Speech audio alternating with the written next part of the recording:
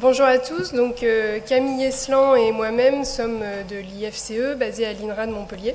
Enfin, Camille est maintenant FFE, mais à l'époque où elle travaillait sur ce projet, elle était du même statut que moi.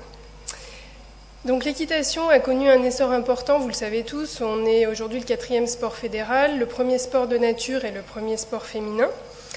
Toutefois, depuis 2012, on constate une baisse du nombre de licenciés à la FFE. Et on constate aussi depuis longtemps une volatilité de la clientèle avec chaque année 30% de primo-licenciés et 10% de pratiquants qui changent de club. Or, ce qui a été constaté est que l'offre des centres équestres est tout de même principalement tournée vers les disciplines olympiques et la compétition, alors que plusieurs auteurs font état d'une transformation et d'une diversification de la demande des cavaliers. Donc, on s'interroge donc sur la réelle adaptation de l'offre aujourd'hui à la demande et ses conséquences sur la fidélité des clients. Pour répondre à ces questions, on a mis en place, le conseil de la filière équine de l'IFCE a mis en place le programme Fidèle équestre. Et donc, on s'intéresse à la demande des pratiquants, les attentes, à leur situation dans les structures actuelles par la satisfaction et les conséquences que ça a sur les comportements de fidélité. On a adopté une entrée par les pratiquants et notre cadre théorique est associé au comportement du consommateur avec une approche par la fidélité au service en 2 dimensions. Cette fidélité attitudinale, l'intention de réachat, de recommandation, et comportementale par rapport au comportement observé physiquement. Alors au niveau de la méthode de recueil des données, on s'est tout d'abord intéressé aux cavaliers non propriétaires qui pratiquent dans les centres équestres. On a eu une première enquête qualitative qui était très exploratoire, à travers des entretiens auprès de 30 répondants dans 10 structures variées au sein d'un seul département. Et cette enquête nous a permis de mettre en place un questionnaire pour une étude quantitative sur la France entière via Internet. Nous avons eu 630 répondants âgés de 15 ans et plus et 59 de 13-14 ans qui ont répondu à un questionnaire adapté. Et on a également profité de cette enquête pour recueillir des informations sur d'autres profils.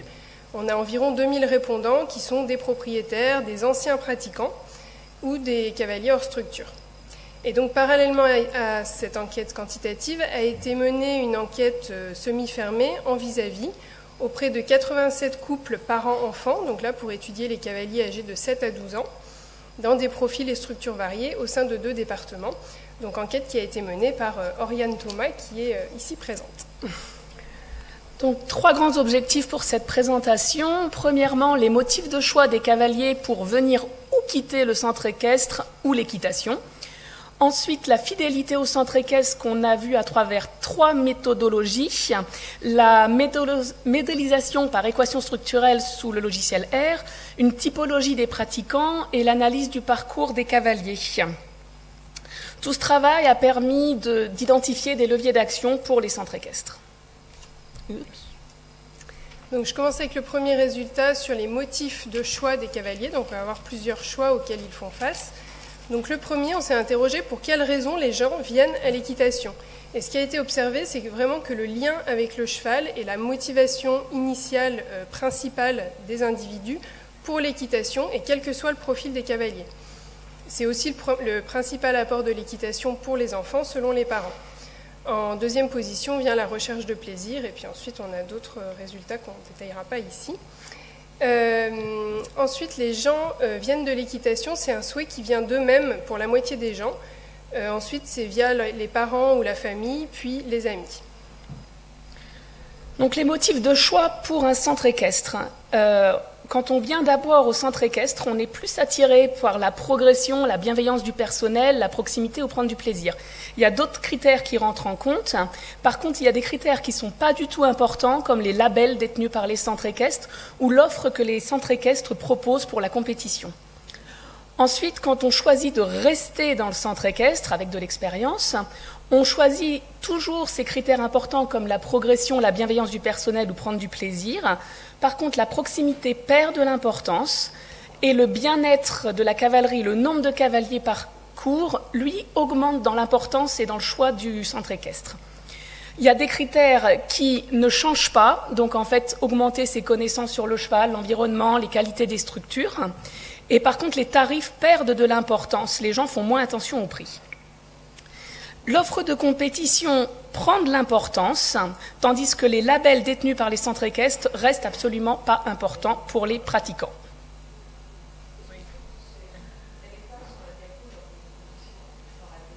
Et bien du coup, vous l'avez entendu. Parce qu'elle prend de l'importance, donc elle ne fait plus partie des critères qui ne sont pas importants, mais elle ne devient pas assez importante pour remonter dans les critères. Donc ensuite, pourquoi est-ce que les gens quittent leur centre équestre? Les deux premières raisons, un tiers des répondants expliquent cela par un déménagement ou une fermeture d'établissement, et un tiers justifie ce fait de quitter par l'établissement à cause du rôle de l'enseignant. Donc on nous a cité la progression, l'adaptation aux besoins, l'amabilité, les compétences, la pédagogie ou une peur pendant les cours.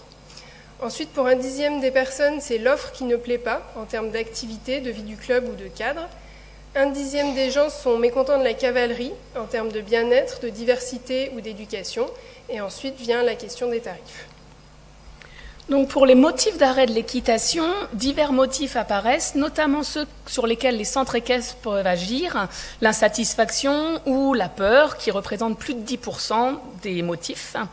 Ensuite, il y a les motifs sur lesquels les centres équestres peuvent essayer d'agir, notamment en offrant des offres adaptées par rapport à l'âge des personnes, donc en proposant une offre d'activité moins physique, ou tout simplement des motifs sur lesquels la Fédération française peut intervenir.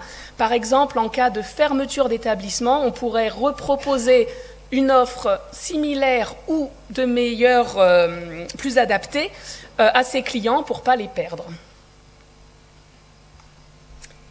Ensuite, pour ce qui est du résultat sur la fidélité au centre équestre, donc on s'est interrogé sur la façon dont se construit cette fidélité. Donc pour ça, on a réalisé un modèle. Je ne vais pas vous détailler tous les résultats, mais juste souligner les principaux apports de ce modèle. Donc ce qu'on explique ici, c'est la fidélité attitudinale au centre équestre, c'est-à-dire en fait l'intention des gens de revenir dans le centre équestre ou de recommander le centre équestre à d'autres personnes. Ce qu'on peut voir, c'est que cette fidélité est très fortement influencée par la satisfaction. L'engagement communautaire envers le club va influer à la fois sur la satisfaction et sur la fidélité. L'engagement affectif envers le groupe de cavaliers va avoir lui un effet sur l'engagement communautaire. Et ce qu'il faut surtout noter, c'est ce lien à l'enseignant qui est vraiment central puisqu'il va jouer sur différents construits, à la fois sur l'engagement communautaire, mais aussi sur la satisfaction, sur la fidélité et sur les coûts de changement, c'est-à-dire sur le fait qu'il devient plus difficile pour le client de quitter le centre équestre. Donc nous avons analysé la fidélité comportementale à travers une typologie des cavaliers. Donc le premier type, c'est les novices, qui sont des gens plutôt jeunes, qui pratiquent depuis très peu de temps et qui ont fréquenté peu de centres équestres. Le deuxième type, c'est les switchers, qui eux aussi sont plutôt jeunes, qui représentent la majorité de notre groupe, avec 44% des cavaliers, et qui sont relativement expérimentés, mais par contre qui ont pratiqué dans beaucoup de centres équestres, qui sont assez peu fidèles. Et les assez fidèles, qui sont eux des cavaliers un peu plus âgés, qui sont assez, voire très expérimentés, et qui ont pratiqué dans beaucoup de centres équestres, qui sont donc assez fidèles. Les très fidèles, eux, sont plutôt jeunes, très expérimentés, et qui ont pratiqué dans très peu de centres équestres. Ils sont vraiment très fidèles. Donc maintenant, pour ce qui est du parcours équestre des cavaliers, donc on a épluché vraiment le parcours des gens, des cavaliers et des anciens cavaliers. Donc ce qui ressort, c'est qu'au départ, on a nos novices. La petite étoile verte représente les motivations initiales pour l'équitation. Donc pourquoi ils viennent à l'équitation, on vous l'a présenté. Ces novices vont rentrer dans le système des centres équestres, éventuellement en passant au préalable par une structure de vacances, mais tout le monde passe par un centre équestre. Les critères du choix du centre équestre, on vous les a présentés. Il y a des critères qui vont faire que les gens vont rester ou pas dans le centre équestre, et il y a un processus de fidélisation qui se met en place dans le centre équestre. On va retrouver ici notre profil très fidèle qui va faire vraiment peu de centres équestres. On a ensuite les gens qui décident de quitter le centre équestre pour les motifs qu'on vous a aussi présentés. On va retrouver nos assez fidèles qui fréquentent peu de centres équestres. Et ensuite, on a nos switchers qui, eux, vont changer de centre équestre plusieurs fois. Ensuite, certaines personnes décident de quitter ce système des centres équestres, soit pour une écurie de pension, soit pour une structure de vacances, soit pour devenir hors structure. Ce qui est intéressant de remarquer, c'est qu'on peut avoir un retour dans le parcours vers les centres équestres pour les gens qui sont dans les écuries de pension ou dans les structures de vacances. Mais par contre, tous les gens qui ont été hors structure et qu'on a interrogés, aucun d'entre eux ne revient vers les centres équestres après être devenu hors structure. On a ensuite l'arrêt de l'équitation qui peut intervenir, qui intervient majoritairement en centre équestre, la flèche est plus épaisse, mais qui peut aussi venir des autres types de structures. Donc pour les motifs qu'on vous a présentés aussi. Et ce qui est intéressant de voir, c'est que quand on interroge les anciens pratiquants, il y en a plus de 90% qui seraient prêts, qui auraient envie de repratiquer l'équitation, et ils envisageraient principalement de le faire via les centres équestres ou en étant hors structure. Donc la discussion, on a trouvé donc des leviers d'action pour les centres équestres, donc des leviers d'action prioritaires pour repenser la construction de son offre, notamment sortir de l'offre standard, discipline olympique, galop et compétition pour tous, afin de diversifier l'offre disciplinaire, même de façon ponctuelle, et de développer la créativité et l'innovation dans les centres équestres, de proposer un éventail tarifaire assez large, et de proposer aux centres équestres de mieux exploiter la recherche du lien avec le cheval. Bien sûr, il faut continuer à veiller au plaisir dans la pratique et à tenir compte des groupes d'amis plutôt que des groupes de niveau dans la pratique. On observe que le rôle central de l'enseignant est lié à sa bienveillance, notamment à une large éventail de compétences, mais qu'aussi l'enseignant doit faire une pédagogie en assurant aux cavaliers de progresser en toute sécurité. Pour les centres équestres, il faudrait qu'ils pensent à cibler leur clientèle pour adapter leur offre au mieux. On a d'autres leviers d'action possibles, notamment liés aux infrastructures et à l'accueil, par exemple pour les parents accompagnateurs, et puis liés à la cavalerie, notamment le choix, la diversité, l'éducation ou le bien-être, de prendre en compte le bien-être animal. Pour mieux recruter, il faudrait bien sûr cibler sa communication, ce qui serait à adapter pour les centres équestres. En termes de perspective, donc on envisage d'étendre cette étude à d'autres profils de cavaliers, donc les moins de 6 ans qu'on n'a pas étudiés via bien sûr leurs parents, voire les propriétaires qui seraient un autre type de public. Camille débute une thèse CIFRE avec la FFE sur l'étude du comportement des pratiquants hors structure, donc qui va venir de façon complémentaire à ce travail. En termes de valorisation, il y aura des publications, des fiches pratiques, etc. Et on se pose la question de créer un outil pour les centres équestres qui serait en ligne et qui permettrait, via un questionnaire pour déterminer le profil de ses clients, d'obtenir des pistes pour adapter son offre à sa clientèle. Ce qu'il faut retenir, donc, c'est que les parcours équestres sont variés et très très différents et non linéaires.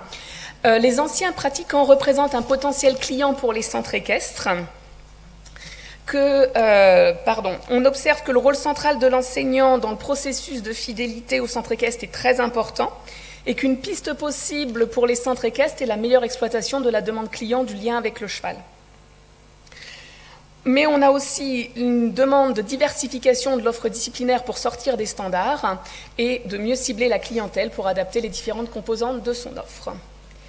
Merci de votre attention. Merci beaucoup.